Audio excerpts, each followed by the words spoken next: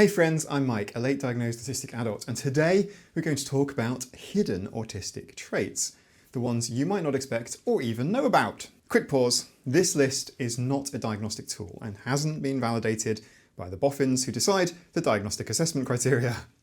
And I really need you to know, before we start, that you can relate to all, some, or none of these items and still be autistic or not. This isn't a channel where we make sweeping generalizations about what all autistic people are or are not. If you've met one autistic person, congratulations. You've met one autistic person. We're all different. Deal? Autistic people are known for their attention to detail. In just a few moments, I'm going to need you to get ready to pause this video. And that's because I'm going to show you two diagrams. You're going to time yourself to see how long it takes you to find one object inside another one. It's not a trick. It is in there, and I'll show you the image in 5 seconds. Ready? Steady, get ready to pause. Pause one finger now.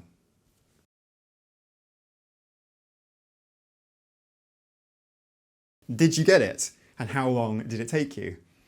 For allistic or non-autistic females, the average time to find the box is 66 seconds. For males, it is 46 seconds. For all the gendered autists, on average, just 32 seconds.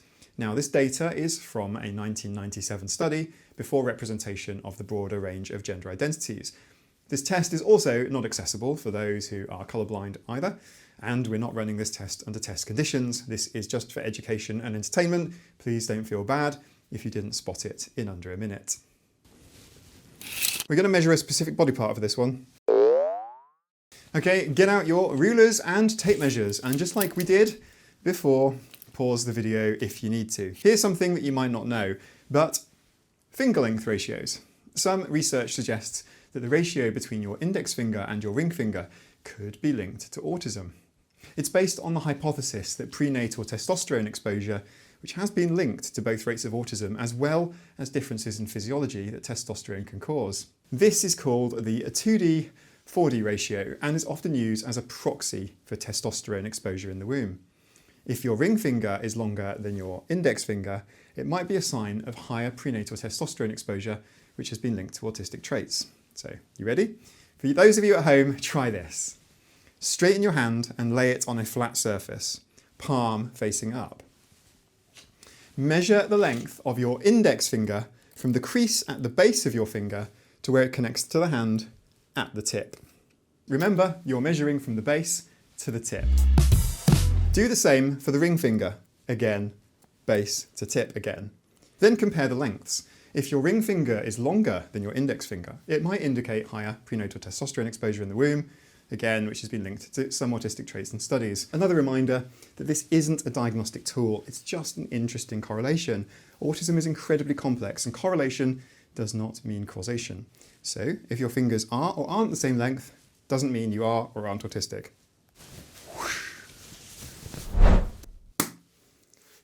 Here's the interesting hidden one. Have you ever felt the overwhelming need for closure?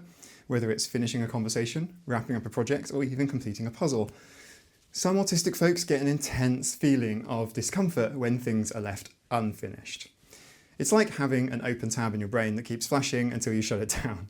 This isn't just about being tidy or organised, and it's more like a psychological itch, if you will, that needs to be scratched. So if you've ever felt annoyed when somebody leaves you hanging in a conversation, or you need to finish a TV show, even if you're not really enjoying it, then that might be a hidden autistic trait playing out. One thing that I do which really annoys Nina, if we're watching a series on TV, and I'm not really enjoying it, but I have to leave it. I have to know how it's going to play out. And I get my phone out, I go to IMDb, and I will literally go and read the synopsis or read the storyline on Wikipedia and go, oh, okay, that's the story then, and then leave. I've got a confession and an apology to make. Nearly every single one of my primary school support cards said that I was easily distracted. And to be honest, that habit has followed me into adulthood, especially in unstructured meetings. For me, unstructured meetings feels like being back in a primary schoolroom, chaotic and riddled with little social tripwires and faux pas. I am very distracted in them, without a clear agenda or purpose. Without a clear agenda or purpose, it's really easy for me to get lost in the whirlwind of conversation and side chats. I find myself almost hyper-focusing on tiny details, like the way that somebody's phrased a question or a background noise in a room, like, projector fans, do you remember those? Sometimes missing the bigger picture entirely. This can be a major problem if I'm the reason for the meeting in the first place. It's not that I'm uninterested or disengaged or being lazy. It's just that the lack of structure makes it incredibly challenging to process and participate. The unpredictable nature of these meetings can be overwhelming, which, you have to keep doing this thing. It's really working against how your brain likes to work. It can lead to anxiety and maybe even shutdowns. If you find yourself dreading unstructured meetings or feeling super drained afterwards, you're not alone. Advocating for a bit more structure isn't just beneficial for us, it can make meetings more efficient and productive for everyone involved.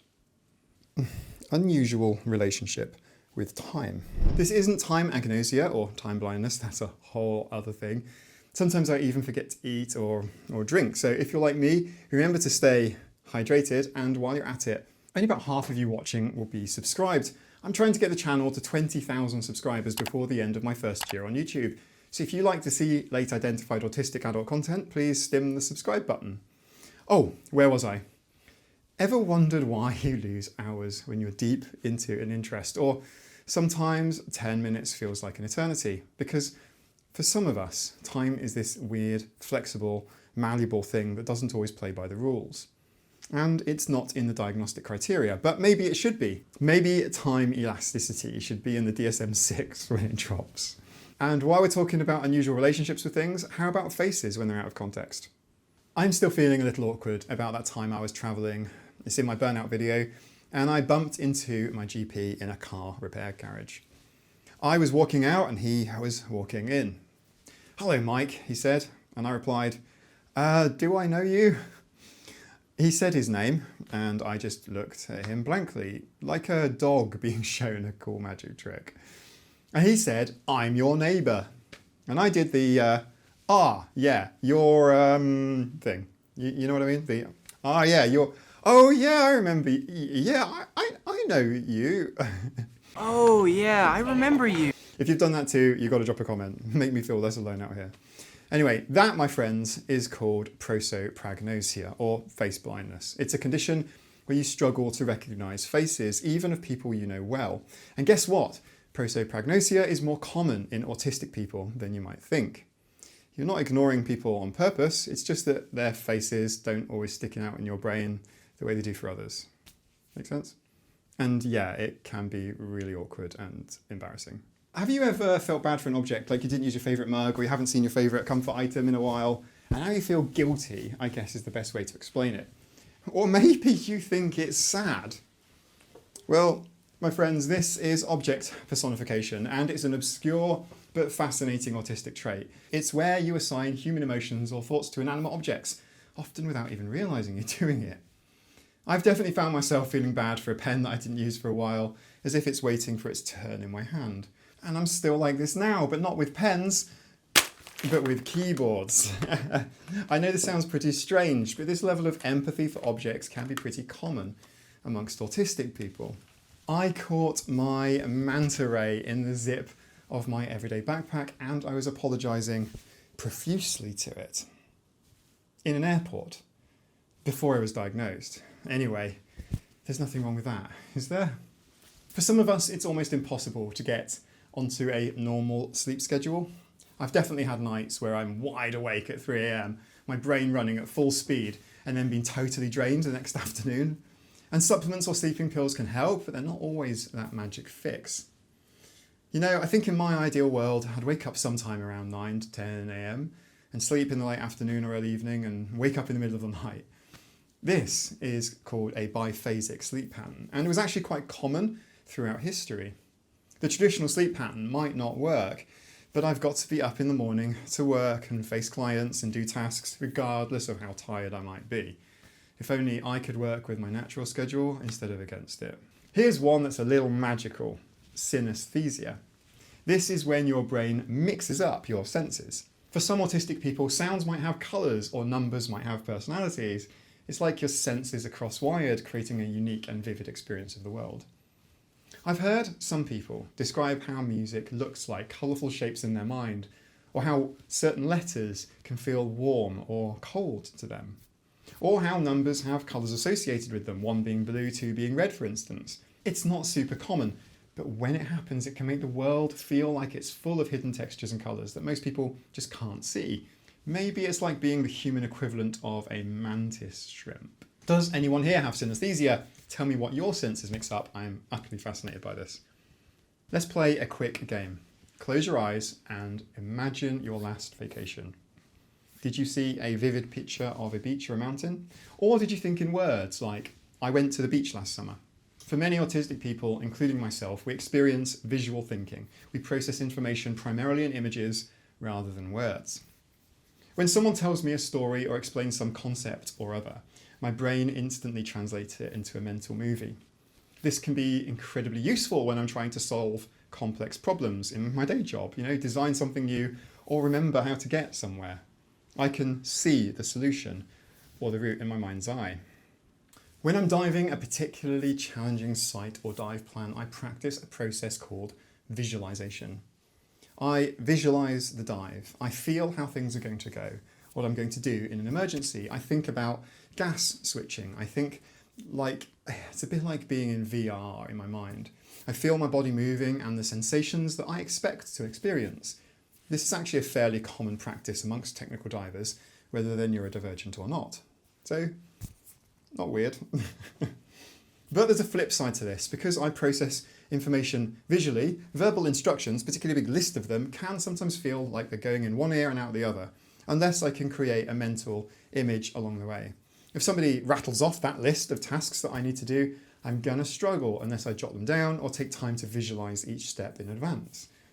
Now, this isn't about being rigid. I can trust myself in an emergency to follow my training or any processes that I've pre-visualized beforehand. And for those younger visual thinking autists out there, you will get better as you get older. Your collective experiences over time will mean that you have a bigger visual library to draw on in later in life. You'll level up, essentially, like in an RPG where you learn new spells for your character's spellbook over time. So if you've ever found yourself doodling during meetings to help you focus, or you remember people's phone numbers by the pattern they make on the keypad, or maybe you're wondering if you might be autistic and you're building a mind map that rivals the London Tube System map, then you too might be a visual thinker. So there you have it, 10 hidden autistic traits that you might not have heard of. Remember, autism is a spectrum and everyone's experience is unique. Maybe some of these resonated with you, or perhaps they gave you a new perspective on somebody that you know. If you found this video helpful or enlightening, make sure to give it a thumbs up. And if you're curious about more traits or want to delve deeper on 5 more obvious autistic traits, I made this video here, which is great to watch next after this one. So don't forget to subscribe and stim the notification bell if you want to, or if you're a PDA, maybe you don't want to, so don't squish the notification bell or squish it twice or whatever. It's kind of to make sure you don't miss any future content. I'm aiming for 20,000 subscribers by the end of my first year on YouTube, which is coming up really, really soon, and your support means the world to me. Thank you for watching, and as always, stay curious and kind, and I'll see you in the next one. Bye. Oh, if that whole stay kind thing sounded a bit like Ellen. I made a video a couple of days ago about Ellen's comeback comments that she made about autism. It's really, really, really old. Hope she's okay, but yeah. Well, whatever. Bye!